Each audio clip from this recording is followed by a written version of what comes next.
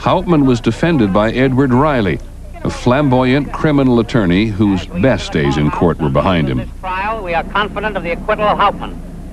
Death House Riley, as he was known in the trade. A man who was something of an ambulance chaser, a man who was an alcoholic, a man who, unknown then, was in the final stages of syphilis and was probably starting to go insane. The state's case was that Hauptmann dropped little Charlie while coming down the ladder. Though an accident, it still carried a murder charge. Willents put a parade of witnesses on the stand. A wood expert testified that part of the ladder had come from a floorboard in Hauptmann's attic. Other experts asserted it was Hauptmann's handwriting on the ransom note. And eyewitnesses placed Hauptmann near the Lindbergh house. Willents's cross-examination was withering. Didn't you swear to untruth in the Bronx courthouse? No, sir. Didn't you swear to untruth in the courthouse? Didn't you lie on the oath? Time and time again, didn't you? I did not. You did not? No. All right. When you were arrested with this Lindbergh ransom money and you had a $20 bill. Lindbergh ransom money, did they ask you where you got it? Did they ask you? You did. Did you lie to them or did you tell them the truth? Did you lie to them or did you tell them the truth? I said not the truth. You lied, didn't you? I did, yes. On the night the jury voted, a mob gathered in the street outside.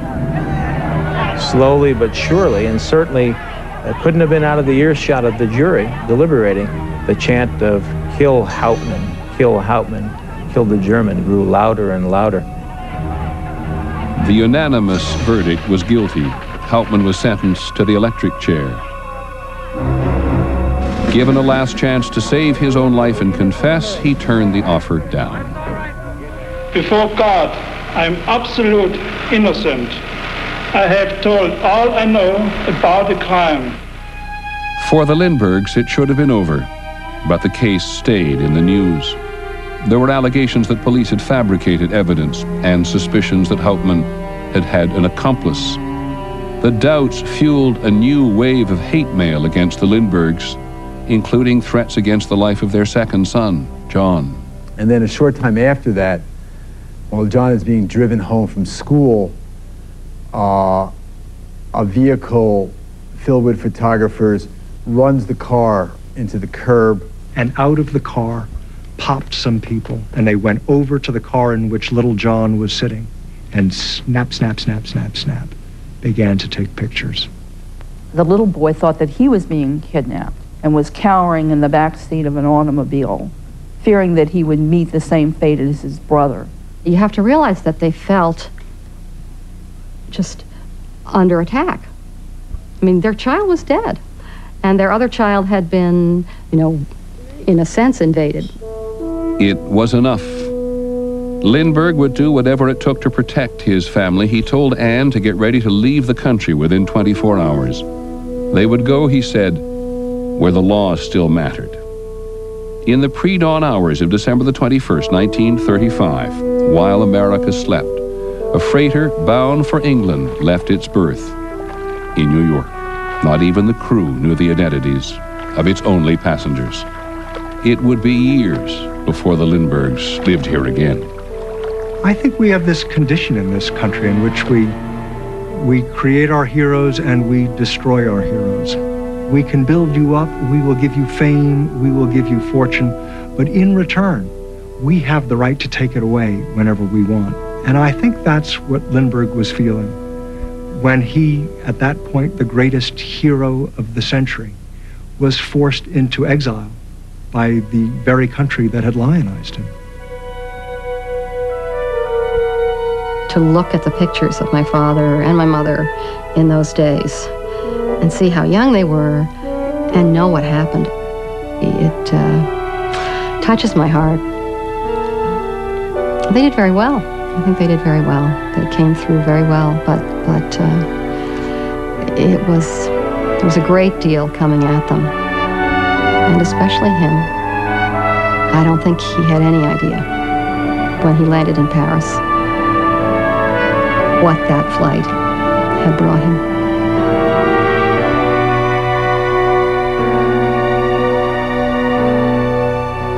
The Lindbergh self-imposed exile would keep them out of the country for 2 years. As the Second World War approached, Lindbergh became an unpopular figure. He spoke admiringly of Hitler's Germany, and he made a speech which was widely regarded as anti-Semitic in an effort to keep America from entering the war. Bruno Hauptmann's case incited a debate about capital punishment that we're still having today. We'll be right back.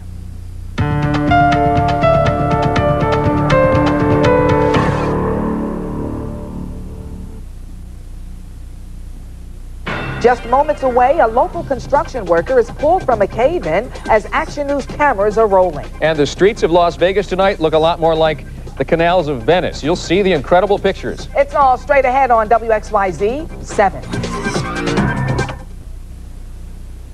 Welcome to Hill House, everyone. For 100 years. What's the deal with the Addams family mansion? Don't you love it here? No one has dared to spend the night at Hill House. There won't be anyone around if you need help. On this night, 4 people will find out why. Liam Neeson, Catherine Zeta-Jones. The Haunting, rated PG-13, starts Friday, July 23rd. This is Propecia, a pill that might interest you. Talk to your doctor and call 1-888-5-MERC-9 to see if you're eligible for a $10 rebate certificate. Propecia. There's no reason to wait.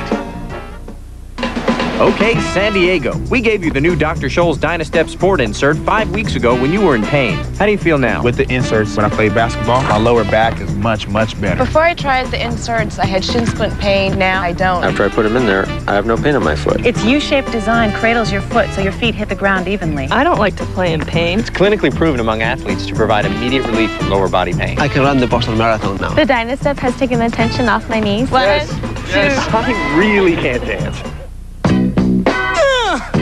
Oh, suki now. Hey! Come on! Lever 2000, a tough deodorant clean, plus moisturizers for your skin, the touchable clean for all your 2000 parts. Are you ready for swimsuit season? I was like 4 sizes up and nothing fit. I couldn't take it anymore. Dexatrim works all day to help you eat less. I lost over 14 pounds with a Dexatrim plan. That felt wonderful. I went swimsuit shopping. Dexatrim, recommended #1 by pharmacists. She's sending out her wedding invitations with her personal 800 number because now all her calls are just a dime every time. You too can live happily ever after. Call Sprint at 1-800-PIN-DROP now. What I was trying to do here was capture the hopelessness of modern life. There's no vases, no fruit, it's just quiet. It's permanent, but yet expansive. It's the same here as it is from here. In fact, it's me. You ran out of paint and the art store wouldn't take a check again, right? Right. Consider the Visa check card instead of checks or cash. It's fast, easy, and accepted everywhere Visa is, so you can get what you need. What I was trying to do here and get on with life. Capture the... Now here's a look at what you can see next week on Vanished. It was called the storm of the century, and for the people caught in its fury, it was like nothing they'd ever seen or could ever imagine. They went from normal weather to a hellish storm in practically minutes. It's intensifying and it's slowing down and it's coming towards you. I was convinced I wasn't going to live until daylight. That is our program for tonight. We hope that you'll join us next week. Don't forget Nightline after your local news, and Good Morning America tomorrow morning. I'm Peter Jennings. Good night.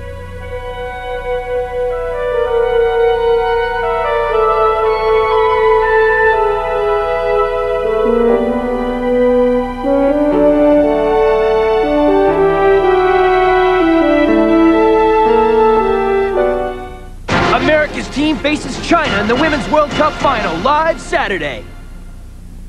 Good evening, everyone. I'm Diana Lewis. And I'm Guy Gordon. Action News Tonight starts right now. You're watching WXYZ 7, where 7 stands for news. This is Action News Tonight. I seen him run out towards the ladder, and then the side of the bank caved in and buried him. He could only watch as dirt buried his brother alive. It was the start of a tense 3-hour rescue drama with crews racing to dig the construction worker out of disaster. Let's go right to